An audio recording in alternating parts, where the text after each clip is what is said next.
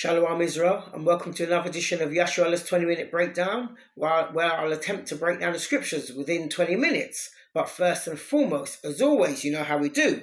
We give all praises to Yahweh, Baha Shem, Yahweh Shai, Waha Rekah Kadash, and the Akims and the elders in the highways and byways pushing this word in truth and sincerity. All praises. And the elder women teaching the younger women. All praises to you too. And the camps and the solar brothers going out there, making videos, edifying the body, pushing the truth according to scriptures. All praises. Now, what I want to touch on today is that verse in the book of Matthew, the 5th chapter and the 28th verse, where Yahushua, the one you call Christ, says, if you look at a woman, if you looketh on a woman to lust after, you've committed adultery already. Now, people misuse that verse. People think he's saying, if you look upon a woman with lust, you've sinned, basically. But that's not what he's saying. You've only sinned if the woman that you're looking on with lust is already married. Because hence, the context of that verse, adultery, this is what we have to bear in mind. So if I look at a single woman that's not betrothed to no one and lust after her, am I committing adultery? And the reason why I'm going here to give the clarity on this verse, because a couple Sabbaths back, we were talking to this couple, and I can't remember how it got to that topic, but she went to that verse to try to say, if you look at a woman with lust, you commit adultery already. But then, I asked her, are you married? She said yes. Well, her husband was there. I knew that was her husband. But there was a point I wanted to make. So I asked her, are you married? She said yes. So I said to her, and even her husband, how did you meet? As in order for you to be in that married state, your husband must have had to look upon you with some kind of affection, lust, or, because here's the problem. Let me say this. Here's the problem.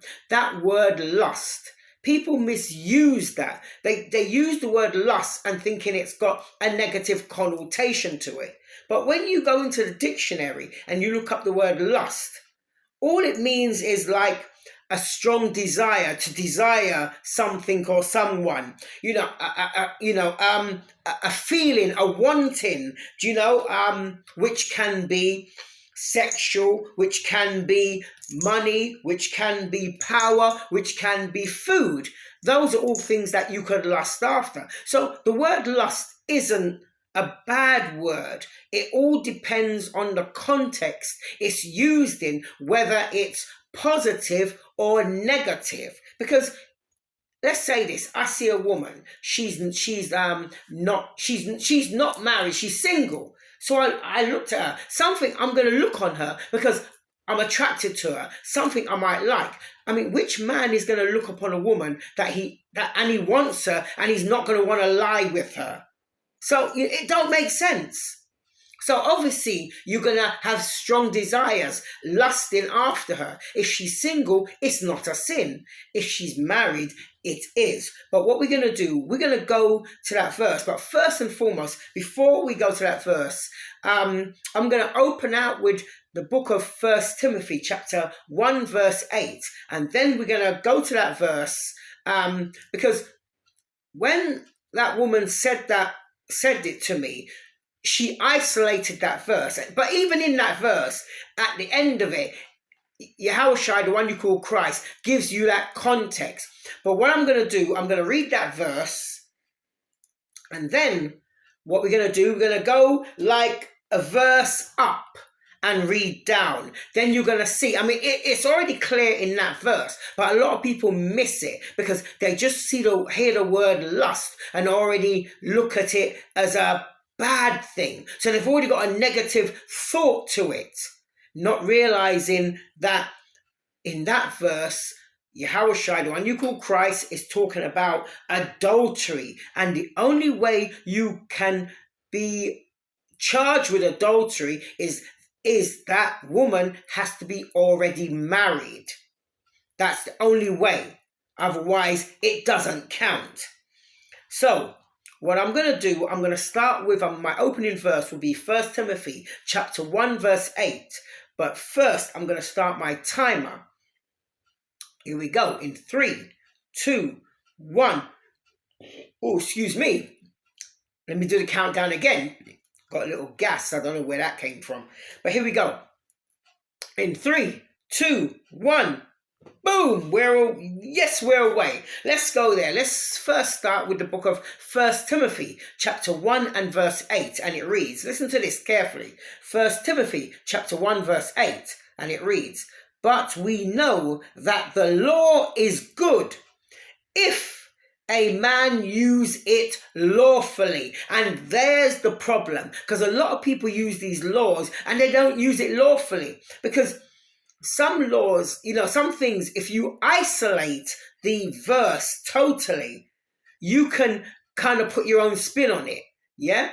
But when you kind of read it like up and below sometimes, it can give you the context. I'm not trying to say an isolated verse can't give you the context, but the problem with sometimes when you do isolate it, you've already got a perceived notion the way you want to deliver it. So you isolate it for that point. So you've kind of come away from what the writer meant when he wrote it. That's the thing we have to stick to. We have to remember the writer, when he wrote it, what did he mean? He didn't try to say something else. He was making a specific point, and we have to stick to the specific point that the writer meant when he wrote it. We can't give our own spin on it. So, see that? So the Bible showing you clearly, the law is good. We know there's nothing wrong with the law, but it's how it's used, whether it is good or not. Because you can use it unlawfully and it throws everything all up in the air. Now, let's go to that verse. Now, listen to this. This is the book of Matthew, chapter 5 and verse 28. And it reads, this is Christ's own words. He's saying this, and it reads this. But I say unto you that whosoever looketh on a woman to lust after her has committed adultery with her already in his heart. Now, there's the point. That's what he's saying there. Now, notice how he even said, he used the word adultery. So the only way you could be accused of adultery is by going with another man's wife. That's what that's talking about, right? Now, let's jump up a verse. Let's read it now from verse 27 all the way down to 28, what I just read. Now, listen to this now, how it sounds this.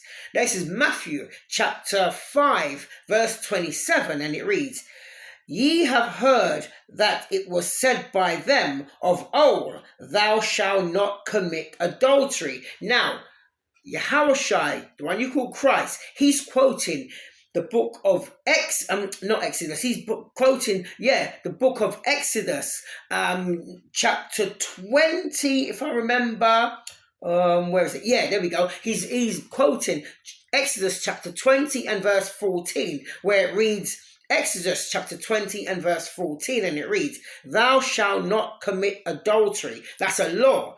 So that's what he's quoting. So he's taking you back to the law to show you this, but now he's perfecting it, but there's a reason why. Now let's go back there. I'm going to read it from the top again, yeah? Matthew chapter 5, verse 27, and it reads, Ye have heard that it was said by them of old, which I just read to you, thou shalt not commit adultery. Then verse 28 now, he says, but, he's perfecting it, but I say unto you that whosoever looketh on a woman to lust after her has committed adultery with her already in his heart. Now, that's the point now. So what he's saying, if you look upon a woman with that lust, like that wanting, because you got to remember, when you go to the law, the last out of the 10 is thou shalt not covet. Now, that's what you'll be doing if you're looking on a woman who is already married, or promised to a man, or married or engaged, however you want to say, but she belongs to a man. And if you're looking on her like with sexual desires, with lust, yeah, you are coveting, because you are now like coveting someone else's property, or or partner. That's covetous, and that is a law also in Exodus chapter 20. You know what, let me just get that. Actually, watch this. Yeah, just going to get that just to prove that point. Exodus chapter 20 and verse, here we go, watch this. Yeah, this is Exodus chapter 20 and verse 17, and it reads, "Thou shalt not covet thy neighbor's house. Thou shalt not covet thy neighbor's wife." You see? And it says, "Thou shalt not covet thy neighbor's wife, nor his manservant, nor his maidservant, nor his ox, nor his ass, nor anything that is thy neighbor's." So you see, now it goes into covetousness, which is against the law, just as much as adultery is, which is punishable by death. Yeah, this is before Yahushua come. It would be punishable by death. Obviously, now you can repent from these things. So that's what that's going into. Now, watch this now. So basically, Yahushua is saying that if you look upon the woman, like to lust after, you've committed adultery already. So hence the topic, adultery, yeah? Meaning she is already married and you're trying to covet, or you're trying to get with another man's wife. Now watch this now. I'm going to jump to the book of Exodus, back into the law, chapter 22 and verse 16. Now listen to this, yeah? Exodus chapter 22 verse 16, and it reads, "And if a man entice a maid that is not betrothed," so now this is a woman now that is single, so you've enticed her. So obviously you're going to have these strong desires towards her. Why? You're enticing this maid, this woman of marriageable age, this maid. So you're enticing her, yeah? So that's the same thing as lusting, because obviously if you're going to entice her, obviously you want her, yeah? And you've got desires towards her. So, you want her. Let me read that again. Exodus chapter 22 verse 16. "And if a man entice a maid that is not betrothed," so that is not engaged, that is not married, that is single, and then it says, "and lie with her, he shall surely endow her to be his wife." So see, it's not a sin to entice someone, to want them, to covet after her, which is single. It's just like this, right? Now, if I was now walking past a shop and I looked in the window and I saw this nice iPhone and I really wanted it, I'm coveting after it. It's not a sin because it doesn't belong to no one. All I do now, go home, get my money and buy it. Now it's mine. Now it belongs to me. Now if anybody now was coveting after my phone now it's a problem because now it has an owner. But when it doesn't have an owner, if you lust after it or covet after it, it's not a problem. And here's the thing. And let me just show you that, like, lust ain't a problem. It's how it's used, should I say, the context of it. Now, let me show you this, yeah? Now, I'm going to jump here. Listen to this. I'm going to jump to the book of Deuteronomy, chapter 14 and verses 22 to 26. Now, this is when tithing was being done, yeah? Now, watch this, yeah? This is Deuteronomy chapter 14, verse 22, and it reads, "Thou shalt truly tithe all the increase of thy seed, that the field bringeth forth year by year." Verse 23, "And thou shalt eat." See that? So tithing was never money, it was always food. "And thou shalt eat before the Lord Yahweh thy power, in the place which he shall choose, the place to choose to place his name there." And then it just goes into the tithe of thy corn, wine, and it goes, into like this and that and that. But let's get to the point here. Now, when we jump down to verse 24, right? So you have to carry the tithing like to wherever he placed his name. Verse 24 of Deuteronomy chapter 14. And it reads, and if the way be too long for thee, so that thou art able, so thou art not, Salaki, so thou art not able to carry it, or if the place be too far for thee, which the Lord thy God shall choose to set his name there, when the Lord thy God has blessed thee. Verse 25, then thou shalt turn it into money. So you sell that, turn it into money, and bind up the money in thine hand. So you don't give it to them greedy pastors. You bind up the money in thy hand. Let's see what you go and do with that money. So you bind up the money in thine hand, and thou shalt go unto the place which the Lord Yahweh, thy power, shall choose. Here's the point now. Verse 26. And thou shalt bestow that money for whatsoever thy soul lusteth after. So when you reach that place where you are supposed to tithe now, the place where the Most High put his name, you change over that money. So you buy back what your soul lusteth after. And when it says that, it's not talking about going and buying a whore. That's not what it's talking about. It's talking about like to praise the Most High. Like I'm going to read on. So, and thou shalt bestow the money for whatsoever thy soul lusteth after, for oxen, or for sheep, or for wine, or for strong drink. So whoever told you that it was a sin to drink strong drink is incorrect, not according to the Bible. If you drink in moderation, it's not a problem. It only becomes a sin when it's excessive to the point where you start making an idiot of yourself. Yeah?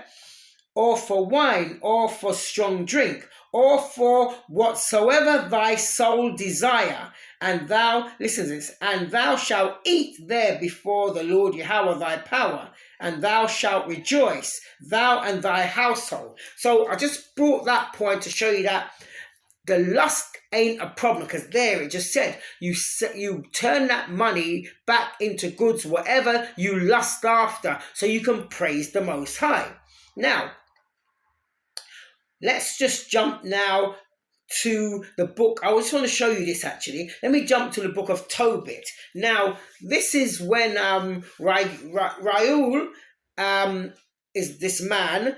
Edna is his wife, and Sarah is his daughter. Now, there was men that went in unto her, and every time they went in unto her, there was an evil spirit that was killing these men. So Tobit had his son Tobias now go to Raguel, which is, the father of Sarah. Now, watch what happens here. Let me just take it at Tobit 7:13 first, just to get a bit of clarification here, and then we're going to go to the point. Watch this. Tobit chapter 7 verses 13, and it reads, then he called his daughter Sarah, and she came to her father, and he took her by the hand and gave her to be wife to Tobias, saying, behold, take her after the law of Moses, and lead her away to thy father. And he blessed them. Verse 14. And called Edna his wife, and took paper, and did write an instrument of covenants, and sealed it. So they wrote like a marriage, let's call it a marriage certificate, a marriage contract actually, and gave it to them and sealed it. Now, when we jump to verse 8, listen to it, and when we jump to chapter 8, listen to what it says here. Wow. Oh, time's almost gone already. I can't believe it. Tobit chapter 8 verse 5, and it reads, then began Tobias, listen to this now, then began Tobias to say, blessed art thou, O God, of our fathers, and blessed is the holy and glorious name forever. Let the heavens bless thee, and all thy creatures.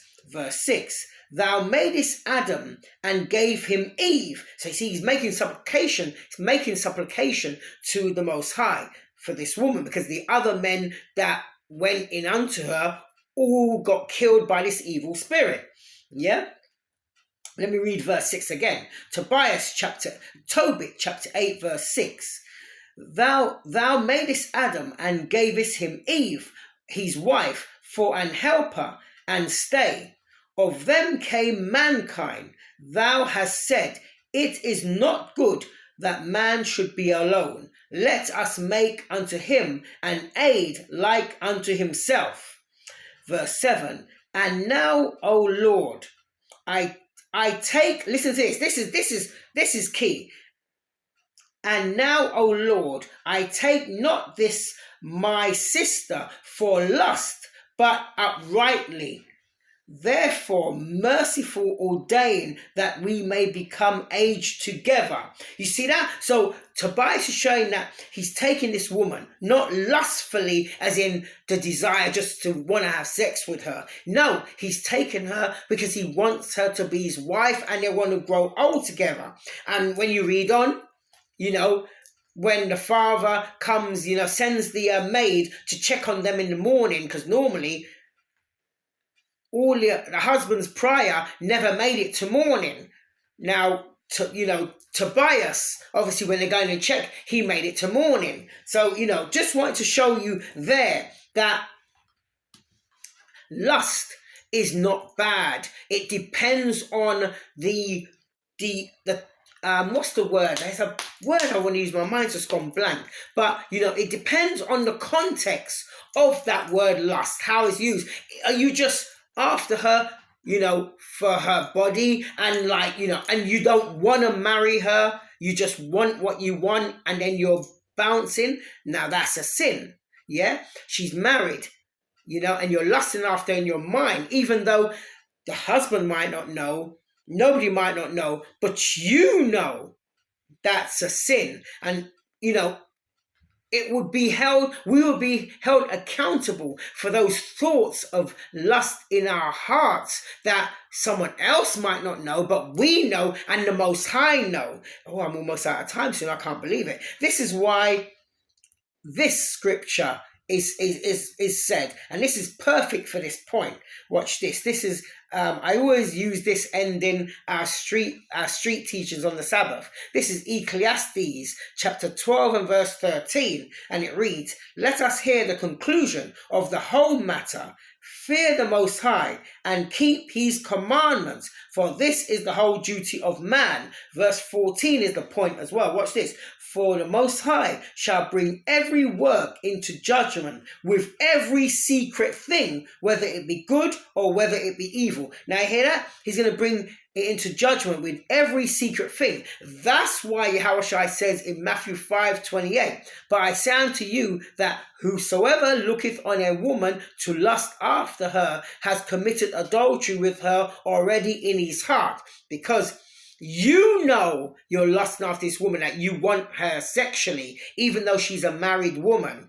That's adultery. The man, be it your brother or who the husband is, or even the woman, she might not know. Yeah, but and you're lusting after her secretly. And the thing with that is, the problem with that is, if she now was to give you that opportunity behind her husband's back, would you take it? See, that's the problem. It would arise. It's only in your heart because, you haven't had the green light to take it further. But your mind is doing overtime. And if you're given the opportunity, you might take it, Oh, I'm almost out of time, actually. There was the book of Susanna I did want to read, but I think I made my point. This was only supposed to be a quick lesson. It was just to break down, to show that lust that Yahushua talks about in Matthew 5 and verse 28 is adultery, a woman that already has somebody. So it's not a sin if she is single. It is okay. Just like if you have a woman, you have a wife. and you're at work and you're working and you got in your mind, boy, when I get home to my wife, man, I'm lusting after her. I'm going to really give her a good time. That's not a sin. She's your wife. You're allowed to lust after your own wife. It's not a sin. It's only a sin if it's someone else's wife and you're lusting after her in your mind, be it however, then that's where the problem lies. But if it's your own wife and you're lusting after her, that's fine. It's your own wife. You do as you two, do. So I hope I made my point. This was just a quick one. I'm out of time now anyway. It's about to go. There we go. So with that, this is Yasharallah. I've made my point.